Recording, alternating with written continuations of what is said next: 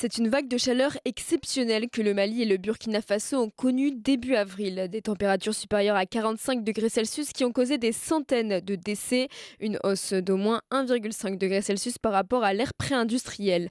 Alors quelles sont les particularités du mois d'avril? Mohamed Saïd Karouk, climatologue à la faculté Hassan II à Casablanca, nous répond. C'était une phase de qu'on appelle les saisons intermédiaires, hein. Ça veut dire que le rayonnement solaire, il est perpendiculaire au niveau de l'équateur. C'est l'époque où ce bilan énergétique équatorial est le plus élevé. Et à partir de là, cette énergie emmagasinée depuis l'année dernière, elle est toujours là. On a eu son effet dans l'hémisphère nord et l'hémisphère sud. Maintenant, c'est une saison de passage pour l'hémisphère nord entre le froid d'hiver et l'été, ce qui fait que les canicules de cette période étaient très élevées. La cause de ces températures extrêmes est pourtant claire selon une étude publiée le 18 avril dernier. Pour des scientifiques du groupe World Weather Attribution, cette envolée de mercure n'aurait pas été possible sans l'utilisation à long terme du charbon, du pétrole et du gaz, mais aussi d'autres activités comme la déforestation. En bref, impossible sans les dégâts causés par les humains. Rien d'étonnant pour les scientifiques qui alertent depuis de nombreuses années sur le sujet, comme l'explique Elise Buckel, directrice de Climate and Sustainability et cofondatrice de She Changes Climate. On est dans une année très très chaude. En fait, déjà l'année 2023 a été l'année la plus chaude de l'humanité. On s'attend à ce que 2024 batte encore tous les records. Et l'Afrique, en particulier le Sahel, sont particulièrement touchés par ces températures records. On est déjà à plus 1,45 degrés d'augmentation de la température par rapport à l'ère pré-industrielle, d'après l'Organisation mondiale de la météorologie. Donc en fait, on est déjà au-delà des prévisions du GIEC.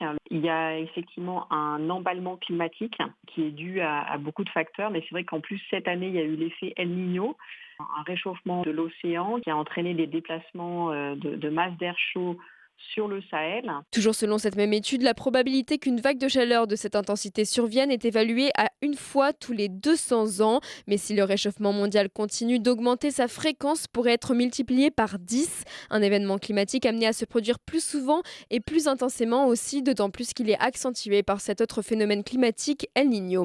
Finalement, c'est une preuve de plus que ce sont ceux et celles qui contribuent le moins au réchauffement climatique qui sont les plus touchés et écoutés. Les causes du réchauffement climatique, c'est l'augmentation des émissions de gaz à effet de serre, donc le dioxyde de carbone qui vient essentiellement de la combustion des énergies fossiles, qui a été émis en grande quantité par les pays industriels, notamment l'Europe, les États-Unis et le Japon, mais maintenant aussi de plus en plus les pays qui se développent le plus, notamment la Chine, l'Afrique du Sud, le Brésil et l'Inde. Et puis c'est aussi le méthane et le protoxyde d'azote qui viennent de l'agriculture intensive. Et donc, ce sont les pays qui ont, en tout cas même les personnes, je dirais, qui émettent le moins de carbone, qui sont les plus touchés. Donc, les pays du Sahel. Et au sein de ces pays, les personnes les plus touchées sont aussi les plus vulnérables, c'est-à-dire les personnes âgées de plus de 60 ans, les enfants, les bébés et les femmes enceintes. Les pays pauvres sont les premières victimes et c'est aussi dû à une autre raison, comme l'explique Mohamed Saïd Karouk. Leurs infrastructures ne leur permettent pas de se protéger, malheureusement. Et avec ces événements extrêmes, même les infrastructures ne protègent plus parce que les infrastructures ont été développées et instaurées pour un climat qui n'existe plus, qui est un climat qui a été laissé derrière nous. Et à partir de là, même dans les pays développés, leur infrastructure doit être réhabilitée pour qu'ils puissent continuer de fonctionner correctement. C'est d'ailleurs la raison pour laquelle la prix Nobel d'économie Esther Duflo estime que les pays riches doivent 500 milliards de dollars par an de dette morale aux pays pauvres.